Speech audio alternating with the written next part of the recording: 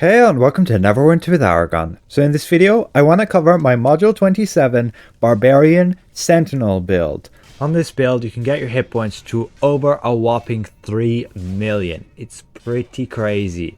This build will get you through any content, even the latest trial, the defense of the Moon Dancer. Again, this build is dedicated for Endgame. However, I will cover many alternatives with regards to what gear you can use when still progressing, what powers you want to use, and what priority you want to focus on your stats. There'll be timestamps on the play bar below where you can skip to any section you're most interested in. So first of all, we jump to our powers section, and here it is important to choose the right abilities in order to be adequately effective. For our at-wills, generally it's just Challenger Slash for everything. It's got the increased threat and it has a wide area of effect attack, so good for multiple enemies and a good for your boss. However, when you don't need extra threat, you can switch to using Sure Strike for the added stamina restoration. Just haven't found it overly necessary in any content I've played yet on Sentinel. But as our secondary at-will, we definitely want Sentinel Slash combined with the Feat Frustrating Slash. It gives us the effect of added threat, which increases our threat of all the damage we deal of every power. As for our encounter power setup, I generally use Come and Get It. This has a nice area of effect attack, which is going to suck enemies towards you, but more importantly, it will place you on top of the threat list. You'll use this in single target and you'll use this in multi-target, mainly just for the crowd control effect. Then it depends what you want to use.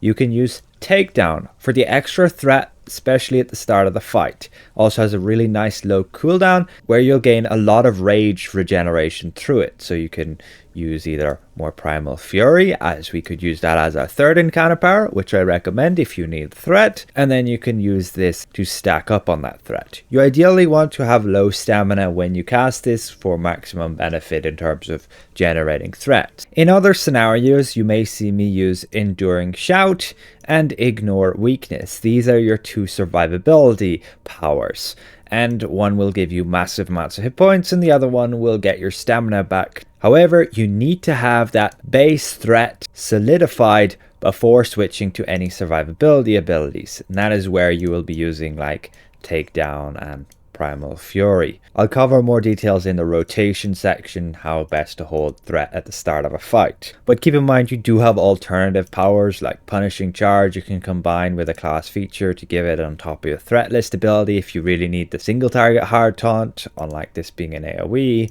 You have Indomitable Battle Strike, which you could use with this feat to give you a bit of damage, which is threat as well.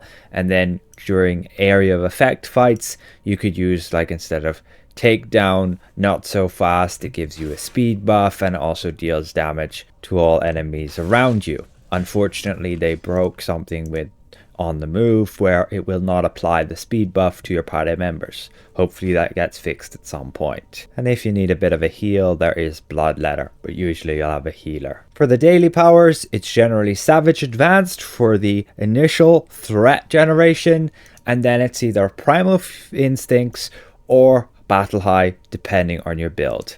If you don't have the best stats, Primal Instincts is best. If you have good stats, Battle High can be very good, especially to support the team with Inspiring Bravado for those mitigation checks. In terms of your mechanics, you have your blocks, so whenever you have something that's going to attack you, you can go into this block stance and basically it will deal damage off your block rather than off your hit point pool. And this stamina or this guard will regenerate while you're not blocking or when you use some abilities like Ignore Weakness, and then you can use other abilities like Sure Strike to improve the amount you gain per second. So you just want to use this block basically whenever anything is going to attack you, but you want to intermingle it between your attacks so that you're timing the block and then your attacks, so that you aren't just standing there all the time blocking. It takes practice. You want to interweave attacking and blocking throughout the entire thing. You can use this block ability to also like cut the animations off certain powers, so rather than doing the full animation you can go into a block and you'll still get the effect of the power. Certain powers have certain cutoff points where you can use the block to cancel the rest of the animation to have them cast quicker. For the tab ability, it's unstoppable. You will use this when you get enough rage. So for example, if we go into a fight here, we'll use this encounter power. This one here, you gain a chunk of rage. And otherwise, when you're normally attacking, you gain rage over time as well. Now, once you're at 50 of this rage, you'll be able to go into Unstoppable, which will drain then over time. But this gives you added effects of being control immune, automatically blocking all the hits, and it also increases that amount of your block up to 60% versus normally it's only 40% of your hit points. Now if you're in Unstoppable and you also use block, you gain 15% extra critical avoidance, so that's why you don't really need to have much more than 75% critical avoidance on a barbarian. Then with the class features, there's different ones you can use. I generally recommend running Mighty Vitality all the time. Just extra hit points, really good on a barbarian. Your second one is your choice. Threatening Presence if you need threat. If you're struggling with making sure enemies attack you all the time, run this ability. If you don't need it, I highly recommend running Trample the Fallen, and this way you can support your team in dealing extra damage. 3% more damage against the target. So whenever you use this ability, come and get it, you will cause that Trample the Fallen debuff to go on the enemy, meaning they take 3% increased damage. You're supporting the team like that. But again, if you need the threat, do use this ability. It's very good. As for the feats, first feat, highly recommend this one. Every 5 seconds you want to be casting Sentinel Slash just to give you that threat buff. You'll see it in your buff bar up here, Frustrating Slash. And that gives you 500% more threat. It's like massive. So just remember to cast that at will every 5 seconds. The second pair of feats doesn't really matter. Right now, unfortunately, On the Move is only going to affect you when you cast Not So Fast, and you'll generally only use it in dungeons, multi-target fights where there's lots of enemies to beat up, whether you use this power anyway to hit them. Hopefully they'll fix that speed buff soon. The other feat just don't find too useful. I don't really see myself using Indomitable Battle anyway. Third set of feats, again, is your choice. If your threat is solid and you don't need the extra threat on takedown, then you don't need boasting takedown. I've just been playing on the safe side and been taking this one just to make sure the enemy is attacking me. Nice high threat on a short cooldown encounter power. Helps wonders to get the rage and just to make sure the enemy is attacking you. However, if you have a lot of physical damage dealers like rangers, rogues, barbarians, fighters in your party, it can be very beneficial to have disarming takedown. It will stack with other debuffs, but it is only 5% and you are again giving up that threat, so it's up to you. Fourth set of feats, generally just go with Inspiring Bravado. It is a unique ability that can give your team massive amounts of hit points. 15% is just huge, and it's going to be comparable to like nearly 20% damage resistance, especially when there are all other damage resistance stacked already from all the other classes. And you'll generally use it in a trial to help your teammates survive mitigation checks. The other one is a 12% debuff, reducing the enemy's damage. It's good, but it's going to stack with the other mount combat powers that'll do the same, other artifacts and abilities, so it's going to end up being diminished compared to just giving everybody hit points, so not as great. And the final set of feats, highly recommend Blood Fury.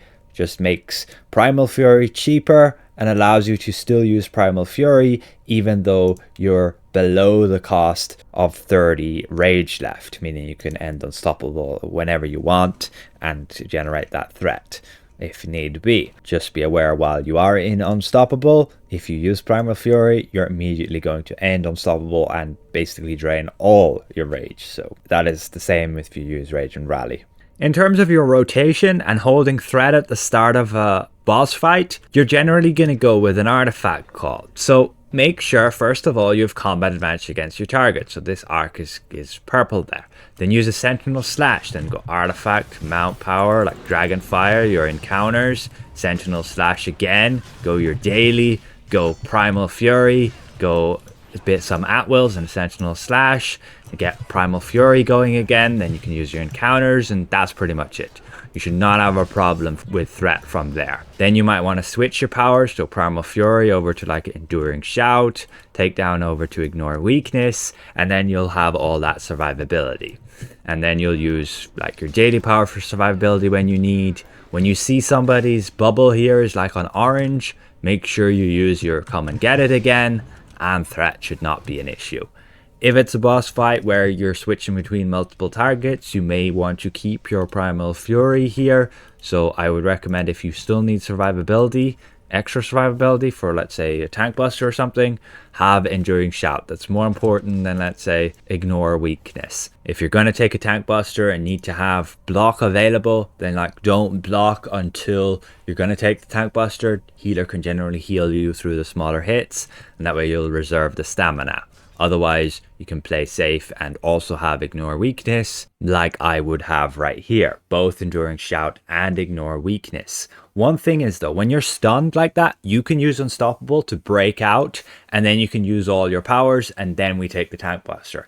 That is the big useful thing here with Barbarian, making it pretty much the easiest tank to play in this new trial. That ability to break out of crowd control effects with Unstoppable. Once you get stunned, you can easily just break out of it by going in Unstoppable, then casting all our mitigation, and then taking the tank buster.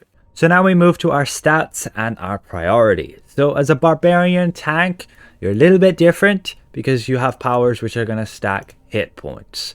So hit points becomes a lot more beneficial to you. When I'm fully buffed up, this is what my stats look like. And keep in mind, when you're in Unstoppable and you're blocking, your crit avoidance will go up by 15% to like 86% there. So what you want to focus on is defensive first, then awareness, then critical avoidance, and then maximum hit points. Forget about deflect and deflect severity. After that, you want to be getting like as much incoming healing as you can without sacrificing these other 3 stats, just so that you can help the healer heal you back, and anything that's going to give you a percentage heal of your hit points is going to heal you for more. And then from there you want like stamina restoration, a recharge speed, and action points, and some movement speed if you need that. Of course, you also want to be getting item level. It's more important for you as well because it gives you maximum hit points, unless you're in scaled content. So now we move to gear and what alternatives you can use. So this is my current setup, and first of all I'm going to make a note on the weapons. You don't have to run these weapons, and if you're really trying to support the team, I don't recommend it. Run masterwork weapons. Mastered weapons, Feywood weapons, or these new Durgar weapons. They'll give the team the extra 2% damage, 2% damage resistance, and your healers the 2% healing. These are the best for team support. If you need the extra survivability, do not be afraid to run the new weapons. These ones are from the new trial. There's legendary versions as well with the same bonus. They're going to give the 6% damage resistance. However, they will get doubled in the new trial in wild space, so you'll have that advantage against, let's say, the tank busters from there, where you might need it if you're a newer player. But I have run that trial, and it was like the first time I ever barb tanked, and I uploaded the gameplay, link in the video description, and it was very easy. All you need is your Primal Instincts daily power. That's going to give you your 90% critical avoidance and 30% awareness, and you're going to be maxed out and you're solid. If you've got very good stats on those already, then you can just go with Battle High for the hit points. So then for the gear, we've got the rugged helmet for the Manticore's Bite. That's just from Dragon Hunts. The alternative is the mane of the Manticore from Chult Hunts. The armor from Master Demon Web Pits, it's very good. Alternatives to these, you can get the rugged armor again from Dragon Hunts. The arms, again from Master Demon Web Pits. You can just run the Mighty Vambracers from Dragon Hunts. Or you can get the Crag Scalers from your Hardcore Vault of Stars, or even just the Midnight Grips. For the weapons we've mentioned again, the best ones would be team support ones if you don't need the extra survivability, like the Durgar ones, Feywood one, Mastered ones, all from Master Crafting. Check the auction house.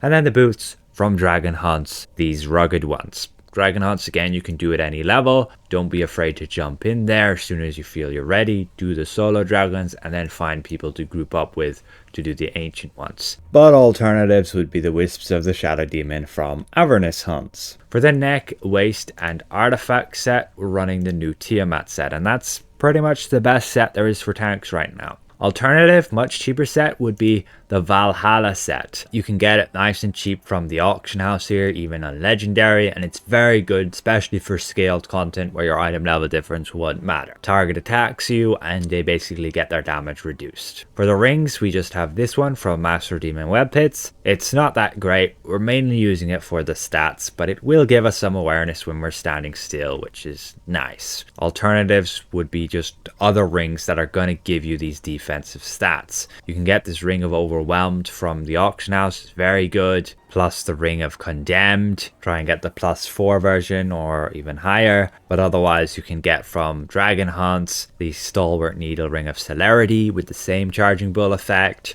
or the new Mastercraft one with that as well. You use this to get threat against lots of enemies, and it's very useful to have in this new trial where there are a lot of enemies to get their attention and you can't always be casting a Primal Fury on them.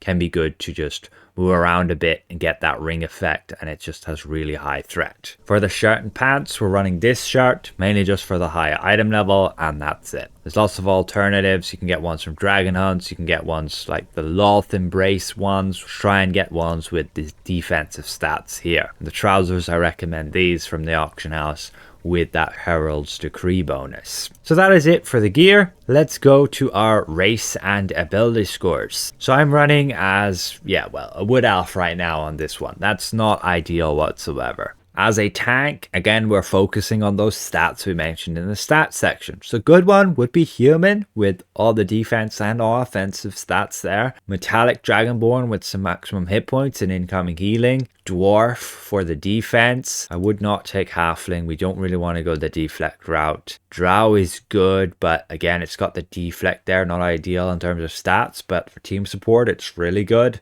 That's the same with the Renegade. Really good for team support. And otherwise, Tiefling is also pretty decent for the debuff. In terms of ability scores, you want to be focusing on Constitution and Charisma. You can go with Strength there to give you the physical damage boost and the stamina regen, but I don't really see it as a big deal. So let's move to our enchantment section. Here we're mainly focusing on our defensive enchantments. So Amethyst, Jade, and then in utility, Cobalt. In offense, doesn't really matter, but it would be ideal to have, let's say, all garnets for power. That's going to give you the best threat for damage. For our overloads, generally resiliency and then also unholy are the best for everything. There are some certain fights where instead of resiliency, you'll take a damage resistance against a certain enemy type, like dragons, demons, etc. For the combat enchantment, we're running Flash Freeze because Fortified Nature, not really reliable. We already get our stats nice and high without it, so we may as well just go with this and sometimes have damage reduction.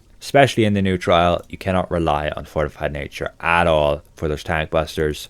Flash Freeze might trigger then, might help you out a little bit. Bonus enchantment, movement speed. I like movement speed, I go with that, but you could have recharge speed instead. For the artifacts, we generally want stamina regen ones like the Wheel of Elements, Mythalar one here. This is like the full list of the artifacts that have that stamina regen and the stats they give. But in terms of your primary artifact, you want one to support the team. So those would be like the top ones, the top 10 here from the list ideally. But from here, we move to our companions. Now, as your summoned companion, again, you usually want one to support the team. And so you'd be going with like these top 4, 5, maybe 6 here sometimes. In Endgame, you'll usually want a few to be able to fit into a team properly. But as for the companion gear, well, this is what we have right now, and this is from like Master Crown of Keldagon. But you can get higher item level gear from the new campaign, the Light of Xaraxxus. And you'll most likely just be going with here, the ones with critical avoidance and deflection.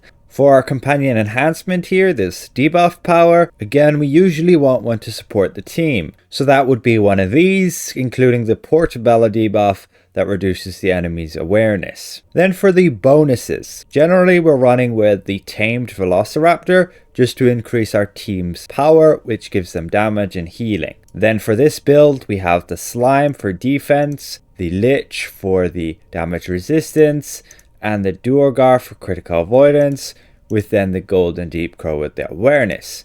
These might be really expensive, and there are a lot of alternatives you can use. you can check this list right here. Try and get ones with defense, awareness, critical avoidance, and then hit points. So from here, we move to our mounts. In our current tab, we want a combat power that again is going to support the team. We ideally want one of the top 4. Again, having a few of them to fit into endgame groups. For the equip bonus, we usually want one that's again going to support the team. Now the reason I have this right here as just awareness is because in most groups you'll run with multiple pack tactics and you'll get your awareness through that. The other ones that you would want to run is like a runic aura and mystic aura that all give these stats to your teammates, you and your teammates. Then in the stable, this is what we're running with. 2 Lionheart's Perseverance, an Oppressive Reprieve, and 2 Knight's Condemnation.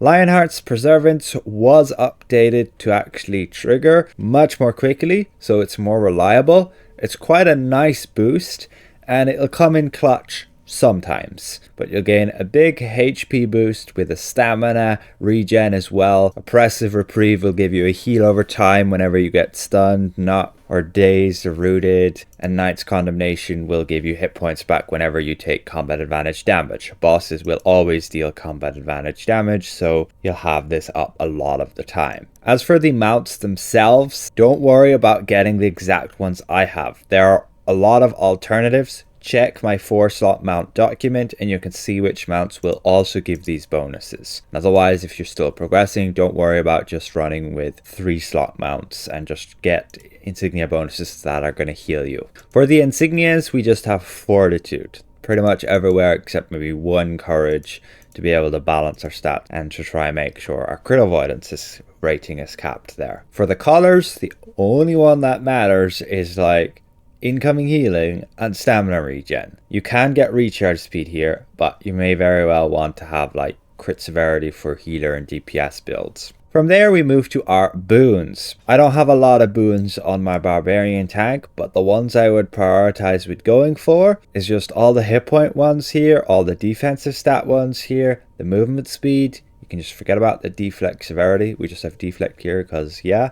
Make sure to pick up damage and damage resistance against enemy types if you're running that content a lot. So the demon web hits, make sure you got the demonic mastery one. For the advanced boons, we want to get like the incoming healing, the stamina regen, the recharge speed. From there you can get, yes, your action point gain and your forte if you got some more boons. And the master boons, we want to be getting like blessed resilience. Very good. We want to be getting enhanced application, and we also want to get like blessed advantage. These would be the 3 master boons to go for. If I had more boon points, I would get enhanced application. Focused retaliation, not so important on a Barbarian Tank where you'll have a lot less of a chance to trigger this, and the deflect and deflect severity will be a lot less effective. The guild boons are just as follows. So lastly, we move to our consumables and belt items. For this build, we're running with Caprice for the hit points, Elixir of Steadfast Devotion for the defense and awareness, Chocolate for the awareness and hit points, and the Crafted Potion of Defense for that defense rating. You can use an Invocation Blessing and get some awareness, and that should fit just about into this build. For the belt items, we have a Stone of Health. That's really important for a tank, and otherwise a belt item to deal damage like the Dragon Fire. And then you could have the Chain of Scales here. Recommend looking up the Chain of Scales to get the awareness buff. You'll have to do a bunch of chult hunts for it, but can be well worth it for a nice reliable 3% boost to awareness. Not that it's overly necessary on this build, to be honest. As you can see, we're already at like 81% awareness, which goes to 90% with this ring, which will go to 90% as well with these arms. So hopefully this build is somewhat insightful to you guys. It's kind of a build guide, teaches you how to play the Sentinel.